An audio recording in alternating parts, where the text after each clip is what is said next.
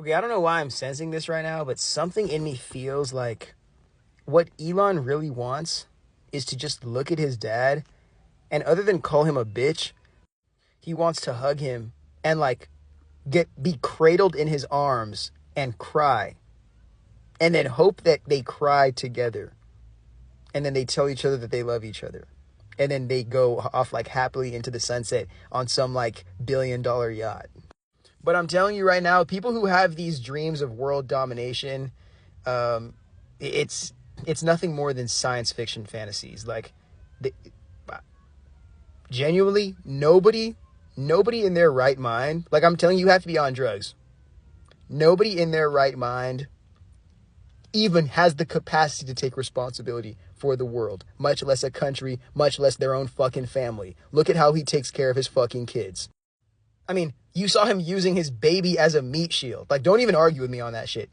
The dude uses his baby as a meat shield because he's afraid that he's going to get, allegedly, Luigi'd. You don't believe in your politics? You don't believe in your morals? You don't believe in your character? You got to protect yourself with a child that you still don't even care about? There's just something that I've been able to see, especially somebody who does a lot of like trauma work, with just when it's a very weird thing too. When you can't get that initial connection with your parents or like that immediate reinforcement, and even worse, when it's replaced with other things. For a lot of poor people, it's replaced with drugs or like gang activity. For rich people, it's replaced with drugs or escaping in materialism. But when you have that initial relationship, like that umbilical cord, the emotional umbilical cord to your parents, severed or just bastardized and blown up, it turns you out into the world seeking that love that the world is not responsible to give to you in conditional forms, but conditional forms like a drug, because you're trying to sedate your desire for unconditional love through conditional coping mechanisms. And especially if you're somebody who, I guarantee you, Elon Musk is autistic, if he didn't say it already, we have a very difficult, it's very difficult for us to maintain a stable sense of self just as general human beings. Like, the ideas are constantly going. It feels like explosions in the brain a lot of the time, or it's just a constantly dissolving or destructing self-concept. You have to keep on rebuilding, or you have to keep on getting reinforcement for, and constant external reinforcement, because it's so difficult to even like maintain clarity and consistency internally.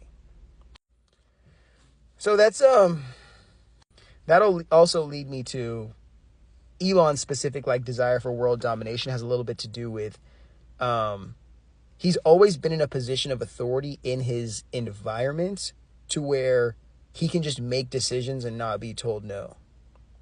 And a little bit of desiring to dominate the environment and your external circumstances come from the fear of what happens if you can't control those circumstances, but also the fear of the loss of control that's going to come from circumstances that you can't control.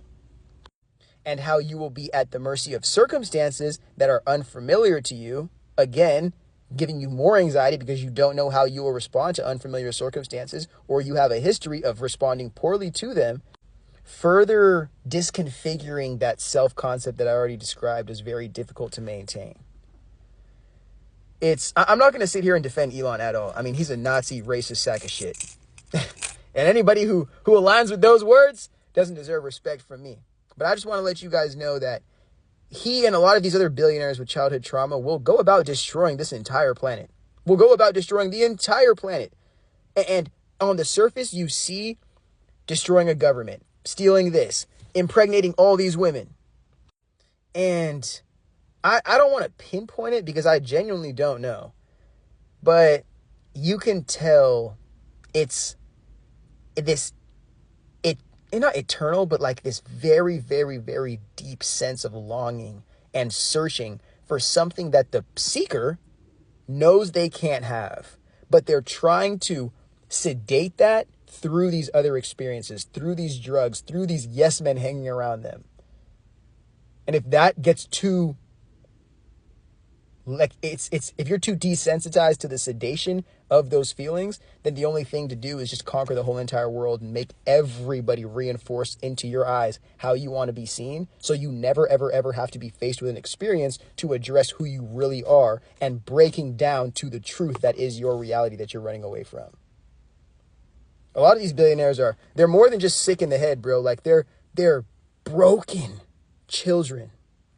Broken fucking children. And the second I started to look at a lot of people as like, holy shit, like, you're not just a piece of shit. Like, you're a real broken child. And I'm not going to be the one to help you. But somebody needs to fucking help you. And you need to probably go out and look for help. But nobody's going to tell you that. You're too rich. You're too sexy. You're too cool. You're too famous.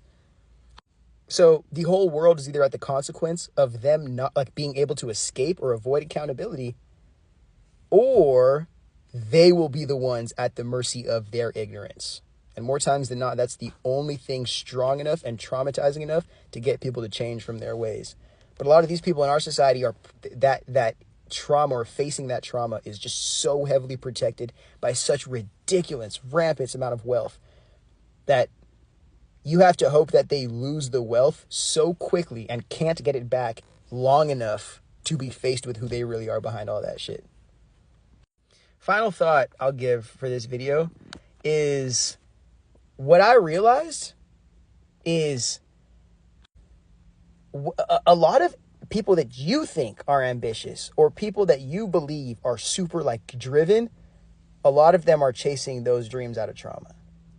It's sad, I know, because you're so inspired, but I want you to realize that the dreams that you chase, when you're chasing them off the love, off the passion that comes internally, then you'll know when it comes time to you overstepping your bounds, you burning yourself out, you doing a little too much or more than you need to get to where you want to go. It gives you a lot more clarity, a lot more calm on your journey, no matter how chaotic it is.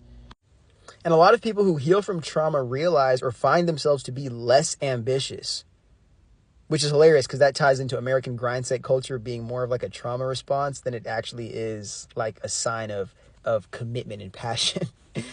But a lot of people find out when they're healing from their trauma, they realize that their pursuit or their ambition was directly tied to them running away from addressing themselves or their circumstances, than it had anything to do with them actually wanting to pursue what they were pursuing or even be on the pursuit to begin with. So it's interesting how many people are burning themselves out, working 6 jobs even at this point, taking energy drinks and coffees and all this stuff, thinking that it's like, oh, this is just who I am. I'm just like super ambitious and driven in this, but it's like, no, gang. Like, this is because you can't sit the fuck down and look in a mirror, bro. Because you know the second you do that, you're going to cry so many fucking tears, you may throw your heart up out of your throat. And even sitting there, especially for men, especially for autistic men, getting to that place in this world where you look at yourself, like, now it's not even escaping. You look into the mirror and you can't hide anymore. And all you see is a broken loser. Fuck. You know how difficult it is to get your own self up out of that mindset? Brother. So a lot of guys even are even just running away from that, like the little things that they do in relation to the red pill and shit. It's running away from, like, the second I'm faced with, like, the opportunity to see myself as a loser fuck, and there's a chance that I may accept it, I'm done. I'm just going to fall into this hopelessness and depression forever, and I'll never become a man, and I'm just going to be self-loathing and hate women and try to, like, take away abortion rights and shit. And think about how difficult it is to have a conversation like this when the healing that I'm talking about is crying with your dad, and most people's dads raised them saying that you crying makes you for lack of better terms, a bitch. You crying makes you gay. You crying makes you feminine. You talking about your emotions makes you womanly. Gossipy, drama. Like, we're perpetuating this pain every single fucking generation. Thank you, patriarchy. And we birth the villains of our society. And we question, where is the God that's going to come fucking save us from these villains, as if we didn't raise the villains, and as if God is not an illusion to perpetuate this whole entire patriarchal psychosis. Thank you for coming to my TED Talk.